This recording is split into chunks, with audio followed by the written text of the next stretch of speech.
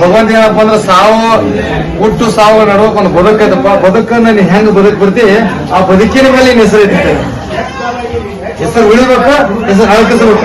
ಈ ಸಿದ್ಧಾರೂಢದಂತಿ ಅವ್ರ ಜೀವನದೊಳಗೆ ಎಷ್ಟೋ ಭಕ್ತರಿಗೆ ಎಷ್ಟೋ ಕಷ್ಟ ಕರ್ಕೊಂಡು ದೂರ ಮಾಡಿ, ಏನೋ ಕಷ್ಟ ದೂರ ಮಾಡಿ, ಬಟ್ ಬದುಕಿನೊಳಗೆ ಸಾಕಷ್ಟು ನೋವು ತೊಂದರೆಗಳನ್ನು ಕೊಟ್ಟಿಲ್ಲ.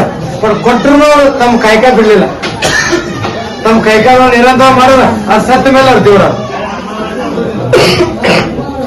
ಅದಂದ್ರೆ ಹಂಗ ನಮ್ಮ ಜೀವನದೊಳಗೆ ಹೆಂಗೈತಪ್ಪ ಅಂದ್ರೆ ನಾವು ಹೆಂಗ ಬದುಕು ಅನ್ನೋದು ಬಹಳ ಮುಖ್ಯ. ನಾವು ಹೆಂಗ್ ಬದುಕರು ಸಾವೈತಿ.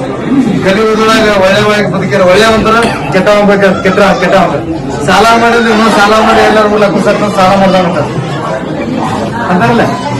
ಸಾಲ ಮಾಡೋ ಏನೋ ಮಾರ ನೋಡಪ್ಪ.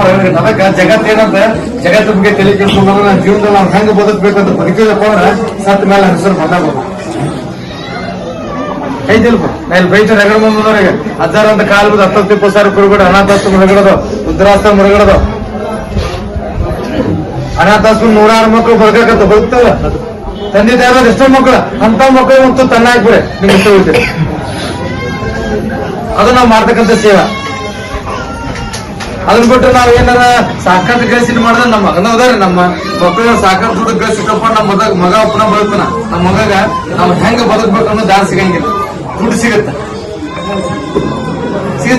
ಅದ್ರ ಜೊತೆಗೆ ನಮ್ದು ಭಗವಂತ ಕೊಟ್ಟನಪ್ಪ ಅಂದ್ರ ಕೆಲವು ಕಾಯ್ಕಾಯಿಗಳ ಜೊತೆಗೆ ಏನಂತಲ್ಲ ನಾವು ಸಹಾಯ ಸಾಕ ಜನ ಸಿಗುತ್ತೆ ಐತಿಲ್ಲ. ಅದ್ರ ಜೊತೆಗೆ ಸ್ವಲ್ಪ ಹೊರಗಡೆ ಅನಾಥ ವೃದ್ಧಾಶ್ರಮದ